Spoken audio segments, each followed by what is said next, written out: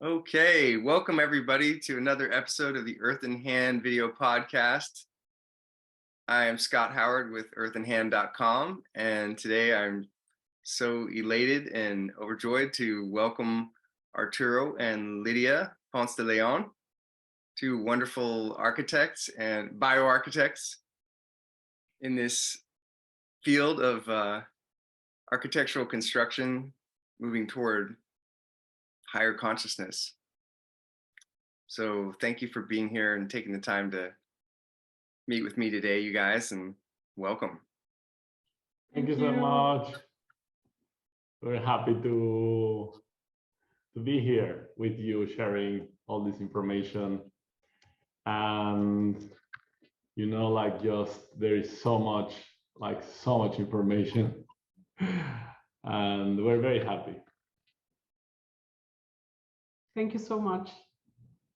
You guys are so wonderful, and I've read your books and we're honored. Some of the heroes in bioarchitecture, in my view, in the world today. And Lydia, you've done your Ph.D. work, creating this book, The Power of Sacred Location, from which I learned quite a bit. And wow. We'll get into this. And happy to hear that. I know, Arturo, you studied also psychology as well as architecture. So eventually all this information is all coming together, and it's all starting to make more sense. So it's very exciting times. I'm just I wake up excited every day to continue learning about these topics. And as you know, I've been a student and teacher of natural building for over 20 years, and so a lot of people know me out there as a teacher. I've been helping people create their dream homes, off-grid homes, earthen homes, rammed earth, cob, that type of stuff. And so after a while of doing this, I realized the final piece is not just it's wonderful to have a home that can take care of you. It recycles water, it produces food, and can process all the waste, collect solar energy, so that you can age with grace and ripen in place and really enjoy this relationship that we have with the earth. The next step to me is fully taking into account the consciousness aspect, the way that our consciousness is paramount, and how we can express that through our buildings, not only emotionally, but the buildings can actually function like a machine that takes the energy from the earth, right, and brings the energy down from the sky, and then will synthesize that and improve our lives and improve biology, plants and animals. So maybe you guys can just start by commenting a little bit about your journey and all of your wonderful experience, how you got to where you are now, because I'm sure everybody wants to know, how do I become a bioarchitect? That's what I want to know. So why don't you guys take the floor and tell me about your youth and how you came into this wonderful study. Okay, I can start. So for me, since I was young, I knew that I wanted to study architecture. So that was very clear. But as I was growing up and I was still in high school, I was very intrigued by temples. And I'm born in Greece, so there is this abundance of temples everywhere you go, literally. So I just found it very intriguing to why were they designed like that, and why were they placed in locations that seem to have specific properties, and what are these properties like?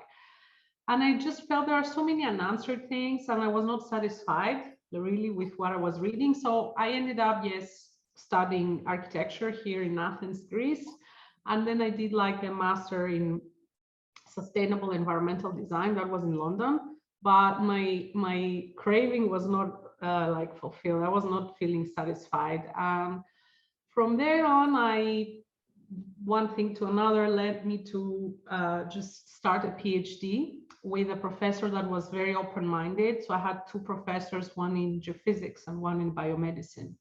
And I tried to combine these, and I tried to see how the Earth radiation or the location can affect our health with like scientific data, and how that relates to architecture, and specifically how it relates to ancient temples.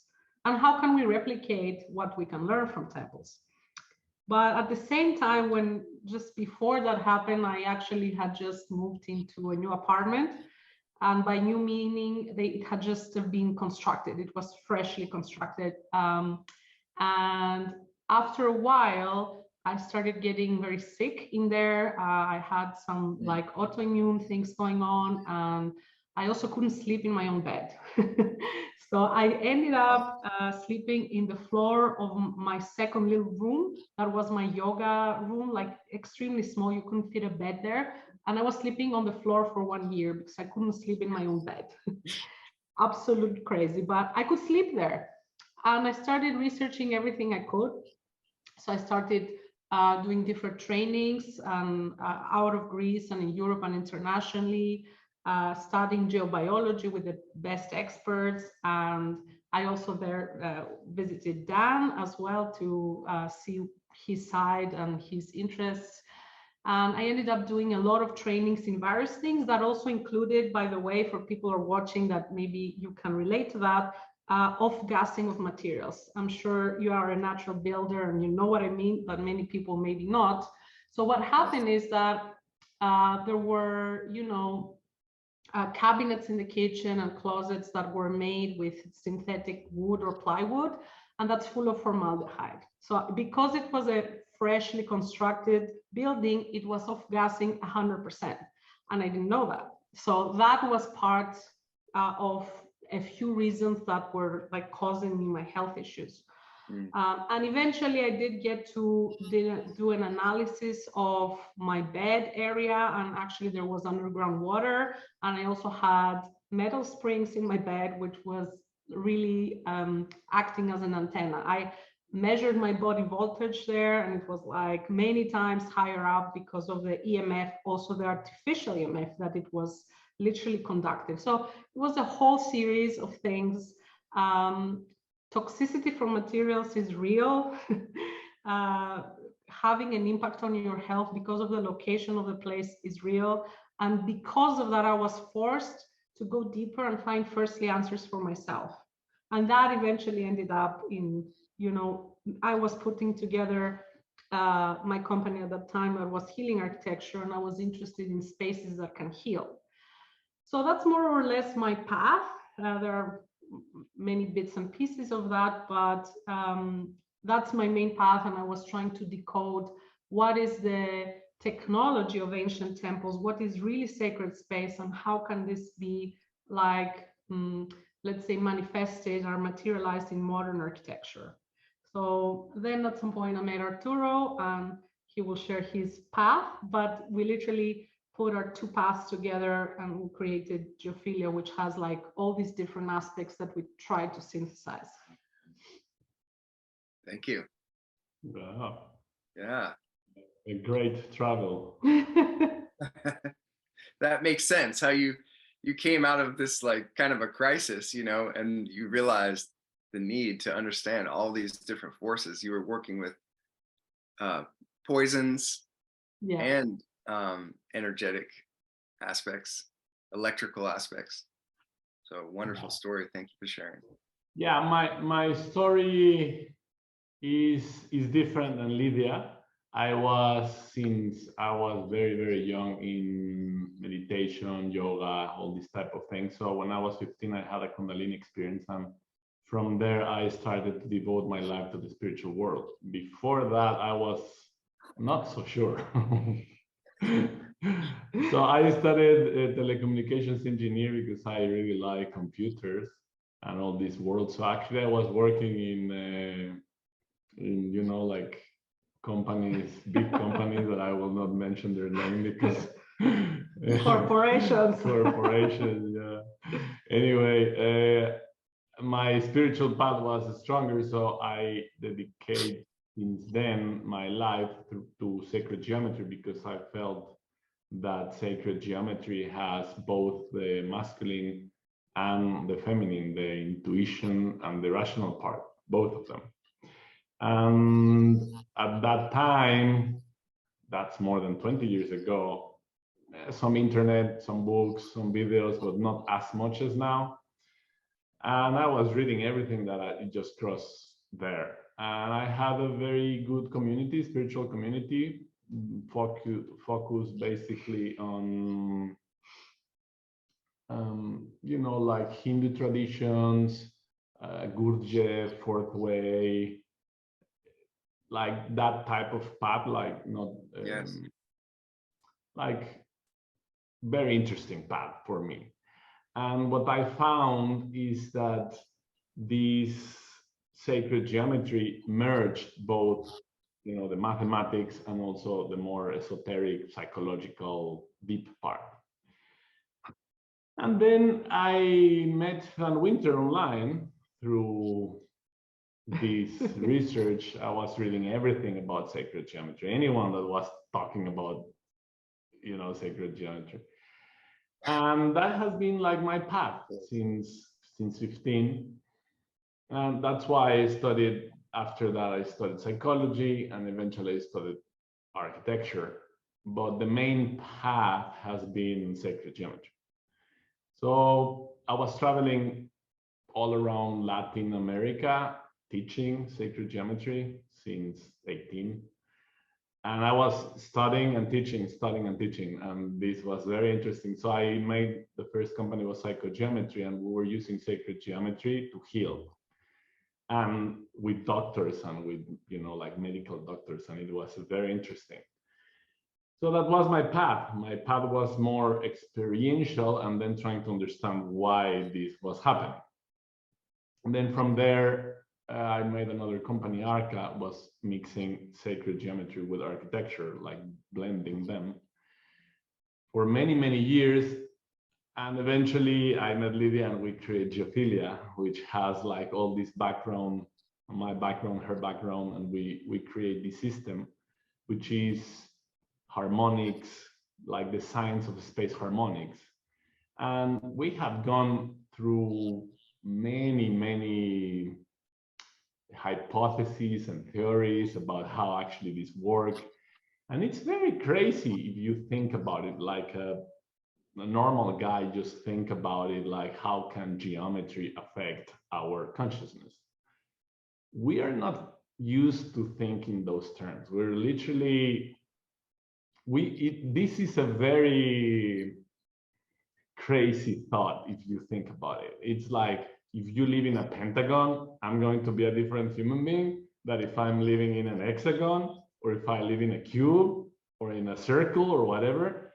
And actually, yes, your consciousness is going to be affected. And eventually from consciousness, it will affect your informational system, and eventually your electromagnetic field, your gravitational field, and eventually your body. So yes, in one day, it's not going to affect you, but if you live for many months or days, it's going to change. It's going to change the way you perceive reality. We are, of course, used to live in boxes. We go, you know, from one box to the other box. From the house, that it's a box. It's actually it's Faraday cages, to another box, which is a restaurant, through another box that it's a car, and that changed the way we perceive reality. What we have been since many years, I've been wanting to live off grid, actually nature, in pure nature, forest, and we're now living that. I'm really, really happy, you know, to live that experience, because it's totally different. Being grounding, you know, like earthing in the house that we live in. It's a cube. It's the geometry it has. It's a double hexagon full of sacred geometry, like, you know, firation, all these things, and all natural materials. And from our experience, it actually changes. It changes the way you perceive things, the way you channel things, because our DNA is an antenna. We literally are designed to focus in vibrations and then translate them and put it into words, etc. So that has been my path, like our path. I have written many books, also the book that you're referring with Lydia, and we're working on, like slowly working on more and more books, because we have literally so much information and projects and this that we're finding always more time, like to make more things happen. You guys are so wonderful. Thank you for sharing. And so you have an architecture practice, and you help people design homes and other buildings that are harmonized with the earth energies, the bioenergy. And it seems like, we need to fill in people, because they're not aware, but our biology is electrical. And I think, Lydia, you said once that we're primarily electrical beings and secondarily we're chemical. So that we would prioritize, the design of our buildings in the way that they will affect us electrically. So we're taking, like, and correct me if I'm wrong, but I think it's like the buildings are pulling electrons up from the earth and releasing electrons into the space and into the air, like a capacitor, right? So you can build a charge inside of a properly designed building, and that charge can positively affect everything about your body and your mind. Does that sound pretty accurate? Yeah, I will explain it a little bit. So first of all, the idea of a biological capacitor, and that having, let's say, using the charge from the earth, we want to use that when we're designing spaces like for healing and for meditation, or temple-like, temple-like functions. We don't want to have that in our house. So if we're designing a house, we want to find an area that is neutral in terms of electromagnetics. Why? Because there is a whole phenomenon, I have that in the book, you will read it maybe at some point, that is called hormesis. And hormesis says that any stressor or any different application of something can be beneficial or not according to the dosage. So what happens is, nobody was living in temples in the past. Why? Because they're first of all, they're a very intense place, right? They're intense because they are meant to do intense things like healing and outer states of consciousness and, a lot of other things. So you don't want to live there every day. And that's why also they have a very complex geometry. So what I'm trying to say is that when we're designing a house, we don't want an extremely complex geometry, because that will just amplify whatever you put there daily, right? So if you're fighting with your partner, that will amplify. So you don't want that. So there are a lot of things happening. That's why when you were entering a temple, you had to first, purify yourself and cleanse yourself both physically and energetically. So whatever you bring in there is like the purest part of you. Otherwise, it will just be amplified by the whole structure. Of course, I have said what you mentioned before, that yes, we are firstly electromagnetic beings and then chemical. Why? Because chemical bonds are electromagnetic bonds. So if there is no electromagnetism, there are no chemical bonds. So there are no chemical molecules. So of course, the electromagnetic aspect of our being is like super important. And that can be influenced, as you said, by the earth electromagnetics. It can also be influenced by the artificial electromagnetics, and also from the materials, right? Because you know very well that the natural materials have a completely different resonance with our electromagnetic body than synthetic. Why? Because synthetic materials literally create static electricity. So we have positive charge and we need negative charge to be in hell, right? We don't want positive ions. So our artificial material has that problem for our like electromagnetic nature.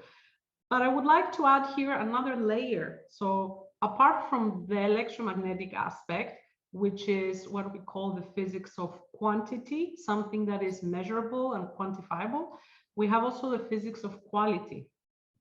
So the physics of quality is literally the informational field that can be superimposed in the electromagnetic field. And the quality means, I'm saying that in terms of we don't have exactly the means to measure yet, but there are many physicists that call that scalar waves or form waves, basically produced by geometry or shape, and also other things, colors. Okay. We know that a space can affect us. You know, it can be made with natural materials and electromagnetically can be perfect, but you know, the people that were living there were in depression, you know, and that field is still there, or the geometry is not beneficial at all, or the colors or the arrangement. So there are a lot of parameters that make the quality of the space. So it's really important to take into consideration both of that, both the physics of quantity and the physics of quality. So I hope I answered your question. Yes, it's fascinating. I mean, there's just a lot to these topics, and what I find is that there are several ways, several sets of vocabulary that we can use to talk about a lot of these things. But it seems like ultimately the conversations, you know, should end up in the most accurate language, like what we learned from Dan Winter. You know, we're trying to find the language of science. You know, so it's helpful to just, you know, keep talking about these things, because the way that you described them, like especially in your books, you know, and working with Dan Winter, I think we're getting there. You know, we're getting somewhere. We have a more accurate understanding and language, very precise description, and it will evolve. You know, we'll improve as we go. And so, yeah, I'm just really excited to continue learning. And again, you know, Dan, if you're out there, thank you so much for, you know, leading the way and introducing us. You know, Dan invited me last year to be a part of the Bioarchitects website, bioarchitects.net, which you guys participate in, and Michael Rice and Juan Schlosser. And yeah, and just to echo what you were saying earlier, Arturo, about, you know, it's kind of surprising to people that a building could affect our consciousness. I was talking with Michael Rice the other day, and he said something about, you know, architecture is frozen music. And that really stuck with me because, yeah, I mean, if you imagine it as such, then you can see, well, of course, this building is going to affect my consciousness the same way when I turn on a really good song. Like I turn on some really cool funk music and, you know, I'm grooving out, you know. And so this is just, architecture is maybe silent, or more silent than a loud tune, but it is music to our bodies and to our consciousness. And so you know, that kind of naturally leads to some of my other questions. I have infinite questions, guys, so we might be here a while. But my other questions, you know, having to do with sound and the relationship between like acoustic architecture design and the way we would think about architectural design for the energetics. So just a little bit of background. I mean, back in 2004, I actually designed and led a workshop in Thailand. We created a sound meditation temple. So I designed this temple and had this really long workshop. It was amazing, and ended up with kind of an egg-shaped dome that was designed to echo. So you go in the middle of this thing and you make a tiny noise, and it's really loud. It's like a natural amplifier, you know. It's beautiful. And it was a really rewarding experience. And ever since then, it really inspired me to, continue on that path. So I'm thinking, how does this information about acoustical design, how do you see that connecting with the continuation of your work with the energetics? Okay, so that's a very interesting question, because we need to understand that whatever happens, for example, in a building with acoustics, with sound, because acoustics and sound is actually what I mentioned before, a scalar wave or a longitudinal or a standing wave, right? It's not an electromagnetic wave. So it's a compression wave, meaning that it doesn't have this sinusoidal or spiral form in 3D, but what it does, it compresses the next piece of air, the same way you have compression waves in the sea. So you have one wave pressuring the next part of the water that is there, and they just move like that. The same thing we have with seismic waves, and they are also compression waves. So what happens with that is all the form waves, all the morphic waves or the psychogeometry waves, they are scalar waves. So what happens when you create the perfect acoustics, you also have the perfect distribution of energy and information. Okay, so for a space that is like a meditation space and a gathering space, that's perfect.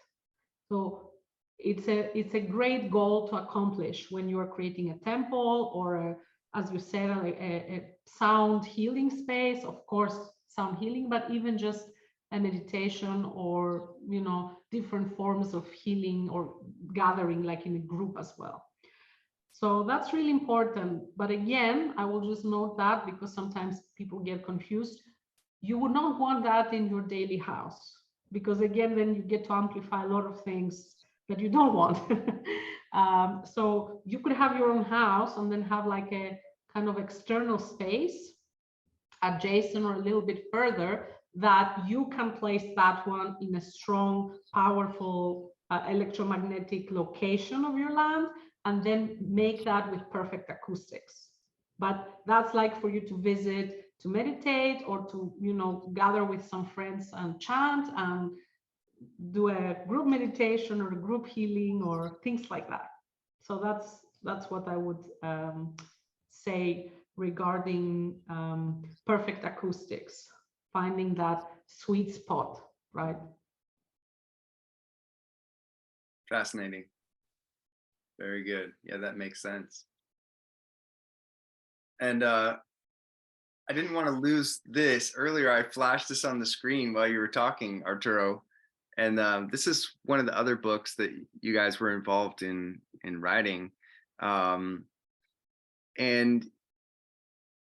some of your works are also in here. And just I love this book. I I really appreciate your works. I'm very inspired by the buildings that you're creating, and then the science also. I mean, it's like when I met Dan, I remember one day I said to him, somehow meeting him made me realize, oh yeah, I've been a scientist this whole time, and the purpose behind these architectural designs. It's like now there's more purpose now that we can articulate what the buildings can do. So, and it's interesting how we're kind of in our conversation today, we're sort of weaving together. There's these two lines. There's like, if you want to design a temple, it's one path. If you want to design a house, it's another path. And yeah, I agree. Definitely. I am currently working on a temple design that I'd like to build, like a small temple that would maybe even work in conjunction with the Therify device that Dan helped create.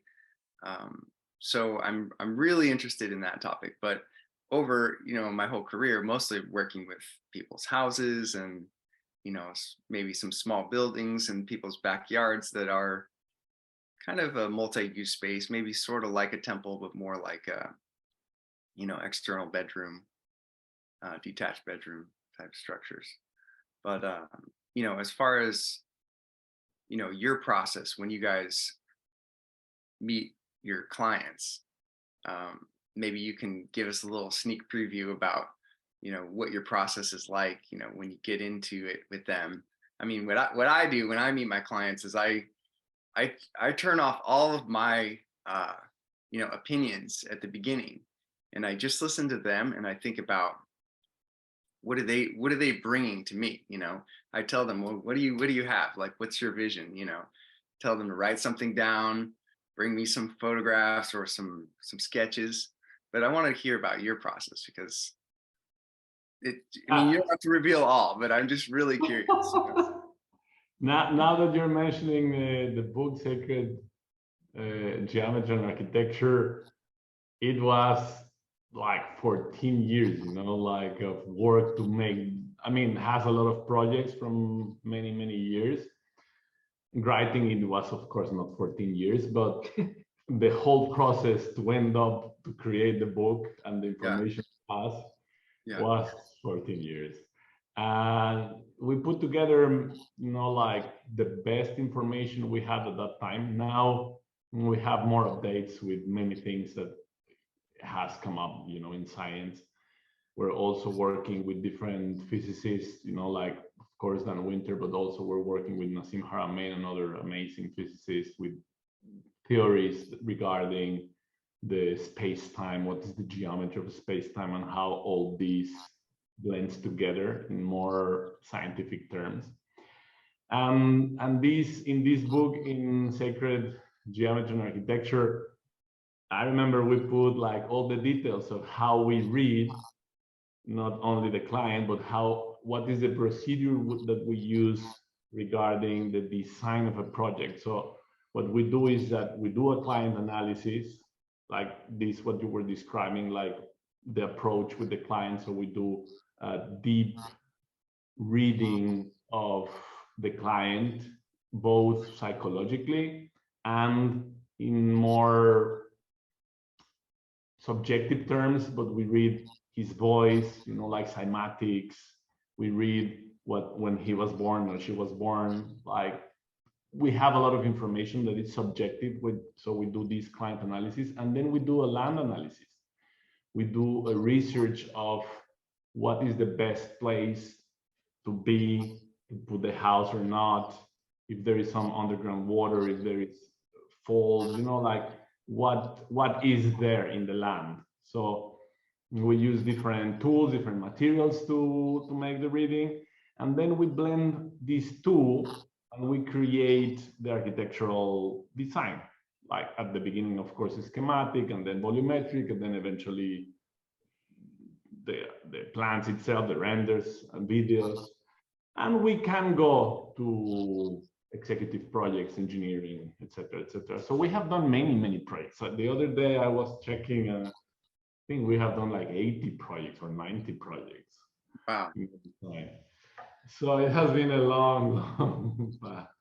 So the idea is like to go as deep as we can with the client. Also, as you said, getting from them, but also actively doing some analysis and some charts. So for example, we know what colors are better for them, or what elements, or what materials, or what geometries. So we have a feedback from the charts and from some analysis there. We also have feedback from the land, so we know what areas to avoid, we know what areas to activate further, and according to what use the project is, right? We choose different things. And then we blend everything together, like with all our different tools that we have, from sacred geometry, from bioclimatic design and permaculture. And there are a lot of things that we use, so that like all our paths on all the trainings that we've done in our paths with Arturo, just blended in one. So what we have tried in Geophilia is literally to cover every aspect, meaning the esoteric part, the consciousness part, the materials, the geometries, like just try to take into consideration all the different parameters, and not just focus in one and that be it. So Arturo, for example, he was focusing a lot in sacred geometry, and I was focusing a lot into the layouts and holistic, like harmonic layouts and design and things like that. Of course, with a lot of other things, but what we try to do is just to bring balance in these different levels, because literally we exist in these different levels. We have like emotional aspects, we have intellectual aspects, we have electromagnetic field, as we were discussing before. We interact physically with materials, so, you know, as we said before, of gassing and things like that. So yeah, we have just tried to put it into one. Yeah, like fractality. Fractality, Literally, yeah. as the more fractal, the better. And in fractality, as you know, you take into consideration different aspects. And the more fractal something, let's say your skin, if it's more fractal, it will embed more frequencies or different type of frequencies. Yeah. So the Geophilia design system that we created do that. Like, it takes as much information we can, and we incorporate it in the system. And we have a lot of feedback with the client, because the more feedback we have, the better the design. Yeah. The faster the feedback, the better the design. Yeah, definitely.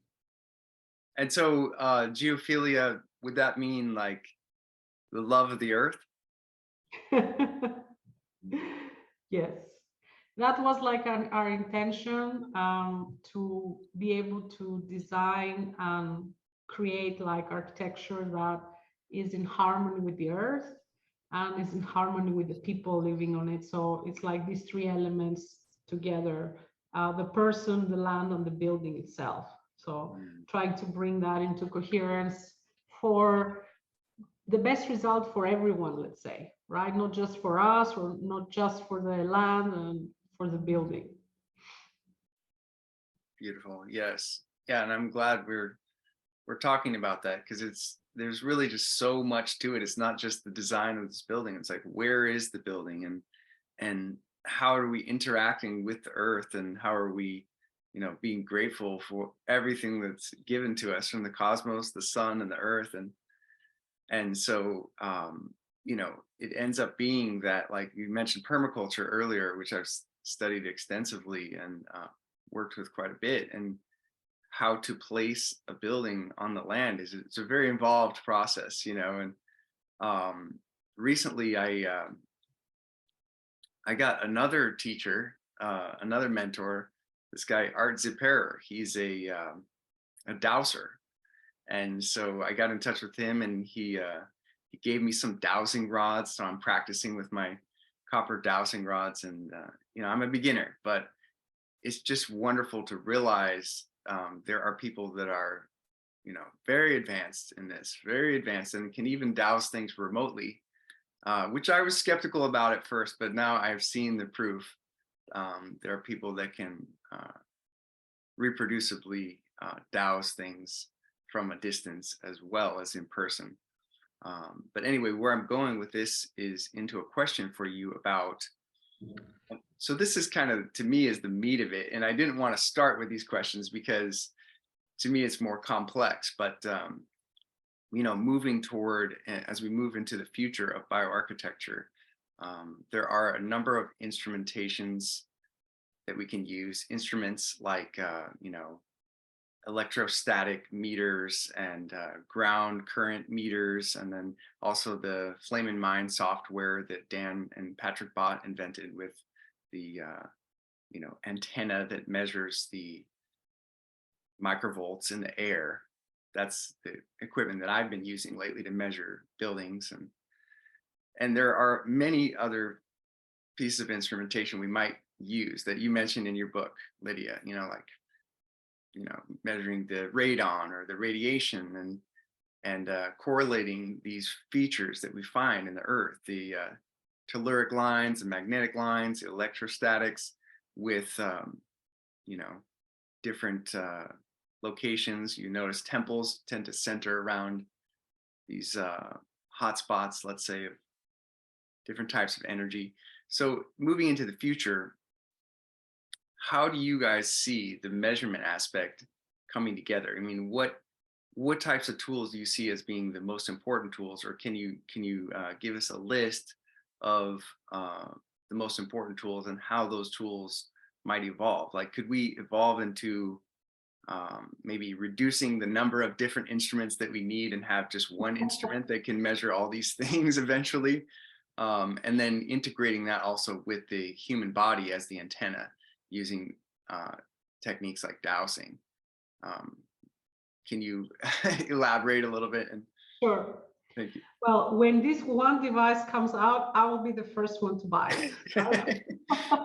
And I was actually collaborating with some specialists to try and make one at least that could more or less, let's say, replace some of them, maybe not all of them, but I would love that to happen so much. Until now, I didn't have any good results because there were a lot of issues like with actually the technical aspect of it. You know, you needed not a lot of trial and error.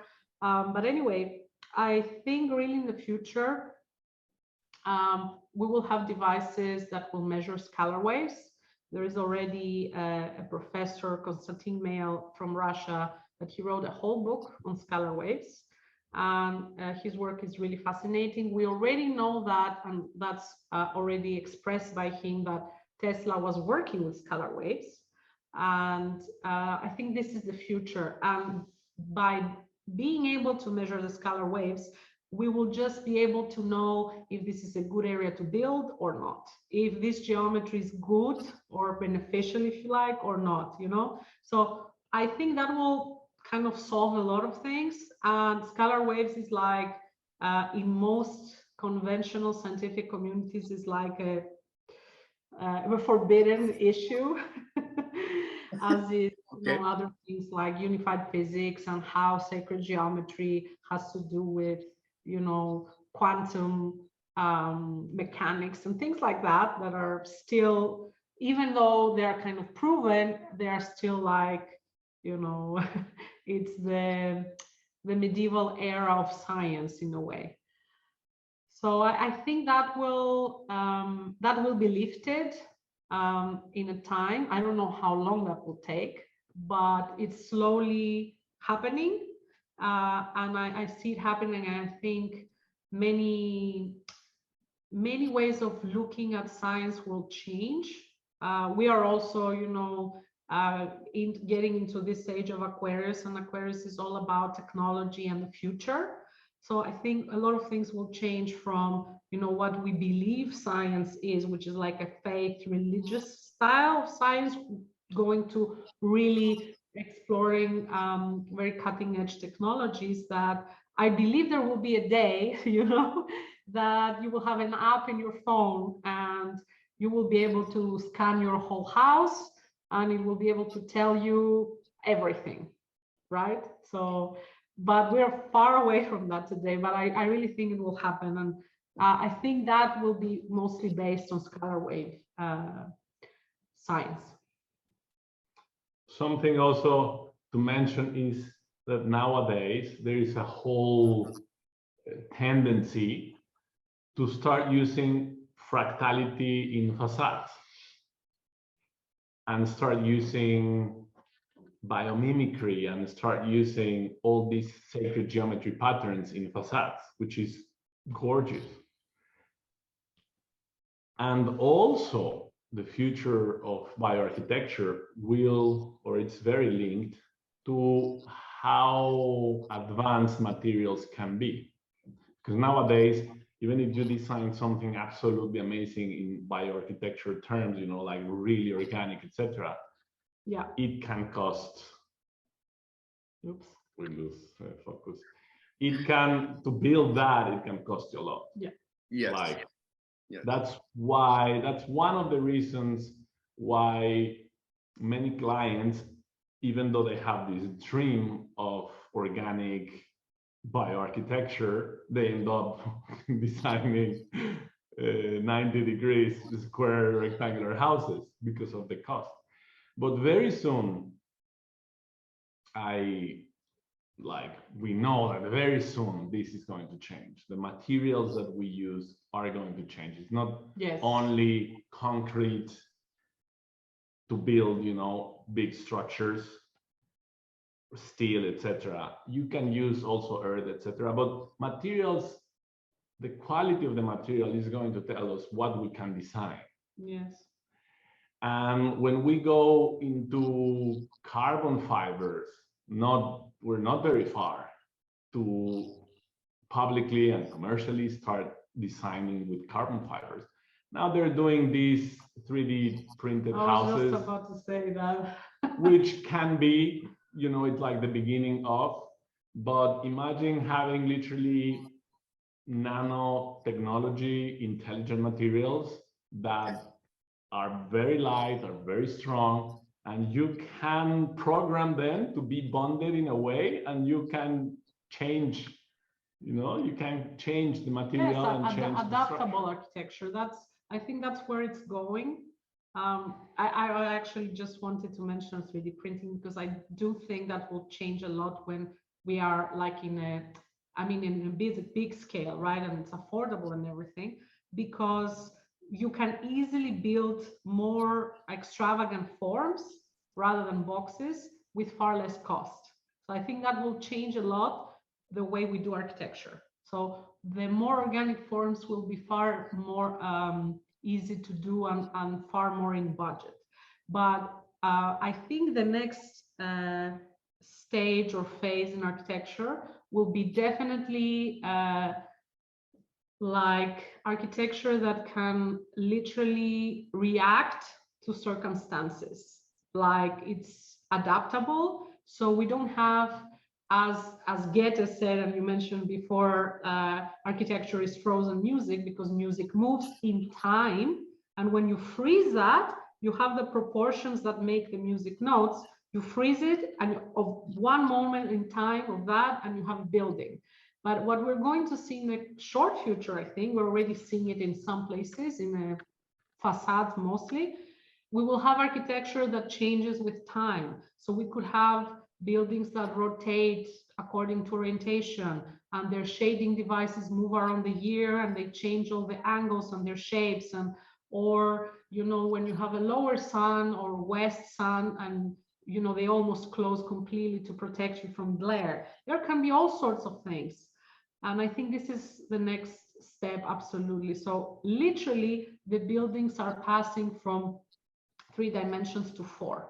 That's where we will see this going. And I think as we are also evolving as beings, you know, our houses and our environments, built environments, will change dramatically. And wait, because maybe very soon will happen, wait until publicly and commercially is available gravitational technology, because that will really change everything. Now we have some electromagnetic technology available, and I guess it's already there, gravitational technology. It's just not fully available for the public and, you know, like commercially, but wait until that happens, because then we will have floating houses somewhere there in the sky, because that will completely or portable change. Houses, you know, Exactly. You could just have your house and you just go from one place to the other, and you take your whole house with you. Yeah, that will fully change. I agree. You know, we design and we think about everything. That will be a full change of bioarchitecture. What we have had in these 2 or 3 years, we have had many clients looking for eco-villages, off-grid houses, getting out of cities or these smart cities, etc. And our perspective is that this polarity of the feminine and the masculine will get even broader, it will get bigger. The masculine will be more masculine, the feminine will be more feminine, and somehow at some point we will find the balance. But we do feel, and I literally feel, that this gap, the projects that we see, because we're always checking what's the last thing, you know, what's going on in the architectural world and the construction world, there is some crazy, very Crazy. masculine, The line. the line and this type of You know project. the line project in Saudi Arabia? Have you seen that? No, I haven't seen this The one. whole new city in one line. So the whole line is Oh, sorry, the whole okay. city is a line. Okay, yeah, I have seen this. Okay, yes. So you know that's an extremely masculine design, and there is no like integration. You just move in a straight line.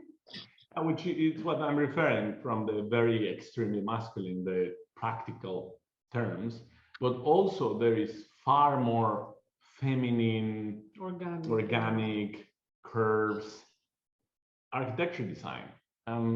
I think that at some point this will polarize even more, and at some point we'll find a balance when this happens.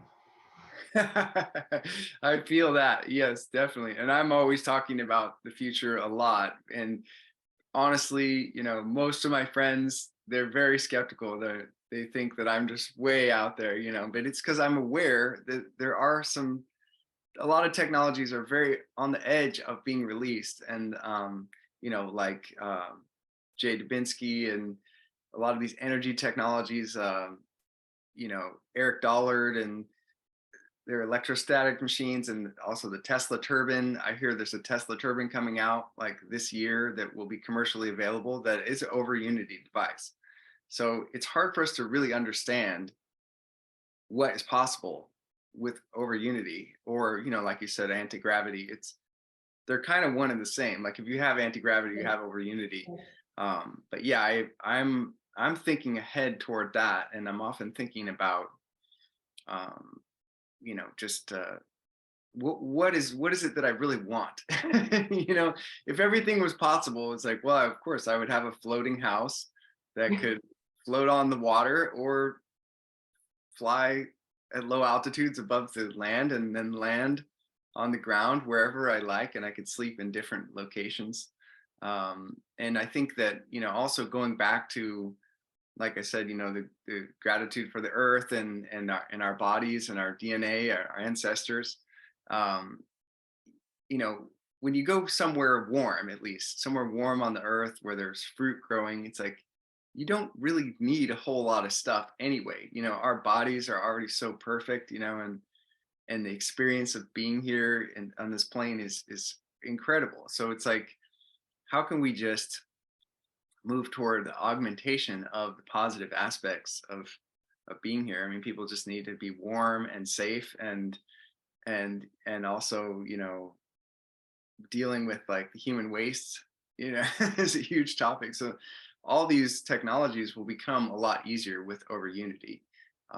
And like I said, I think it's hard for us to imagine where this will go, and it's very exciting.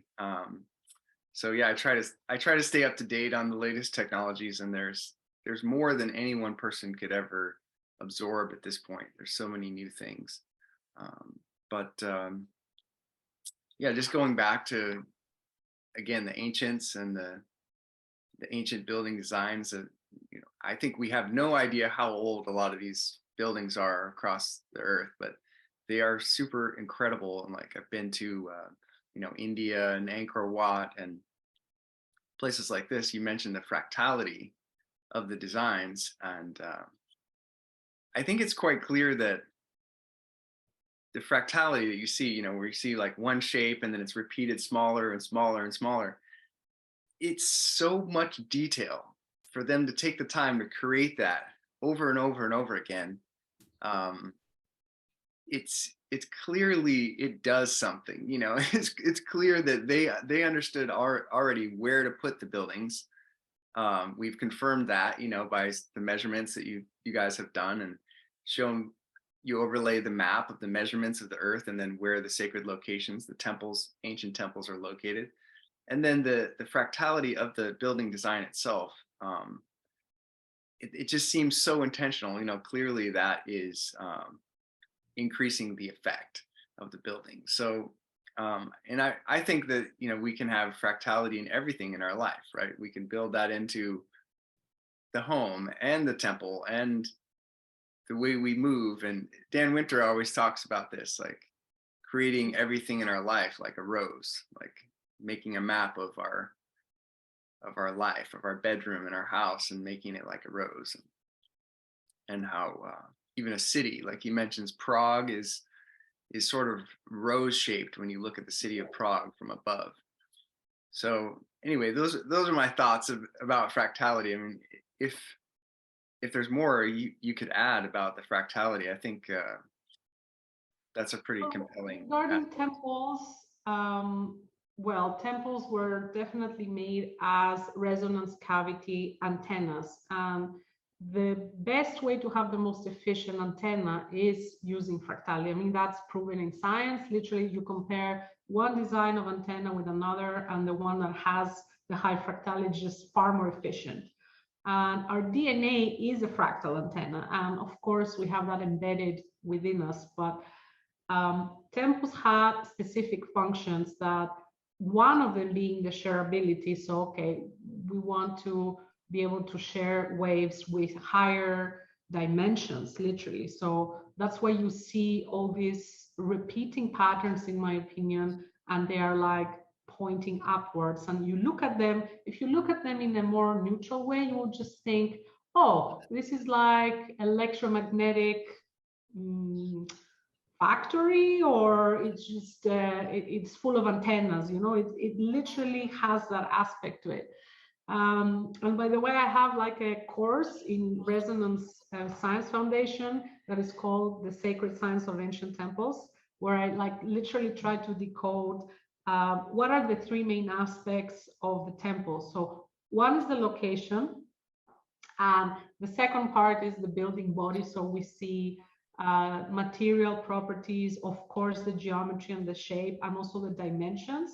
And the third part is the relation to the sky. So what was their link to astronomical and celestial phenomena? So this is like the package that made a temple. And literally what I can say from my many years of researching temples, the more I look into them, the more complex they are. So I have done tons of research, and I have a lot of material, for example, in this course. Some of it is in the book. So you already see, you know, how deep it goes. And I'm sure there's far more that we don't even realize yet, because we don't have yet the level of consciousness to see it. So, but what I can say for sure is that they're extremely complex devices. Their technology is far more advanced than anything we see today in architecture. And for sure, we don't have the means as modern architects and constructors to make another Parthenon or make another Pyramid of Giza, you know, all these things. We cannot.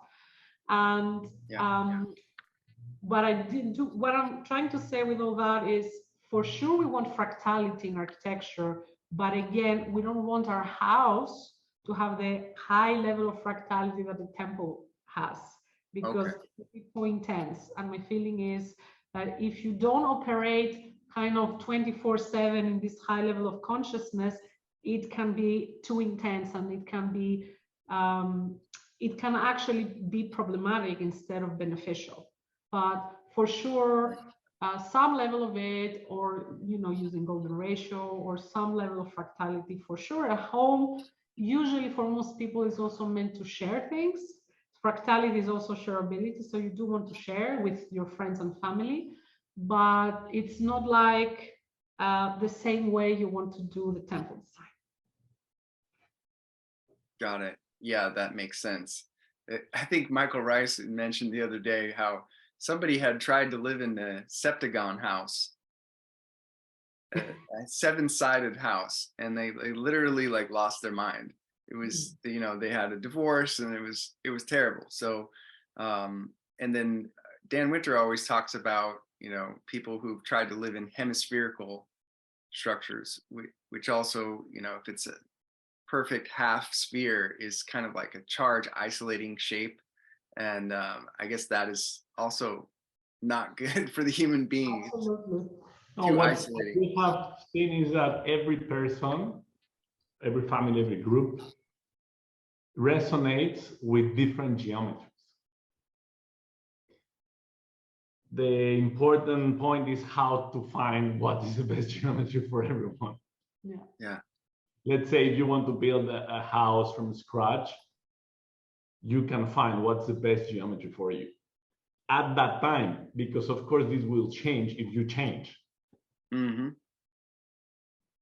So the best way is to go with some universal geometries, and then from there make the proper arrangement, etc. Yes, very good, very good. Well, I spent, my whole youth, it's like all through my 20s and 30s of just building these, earthen, improvised, like intuitively designed curving walls, structures. And I think there's something to be said for that. I couldn't yet at that time articulate what it is I was doing, but I think it's kind of like you're feeling the space that you're building in. You're feeling, as you build it, you can feel what it's like, and you can change as you go according to your feelings. So, we might start a curve a certain way and then realize, oh, we want it to curve a little bit like this, or and so there's something to be said for like going slowly and observing every step of the way. And what we call intuition is using the human body again as an antenna.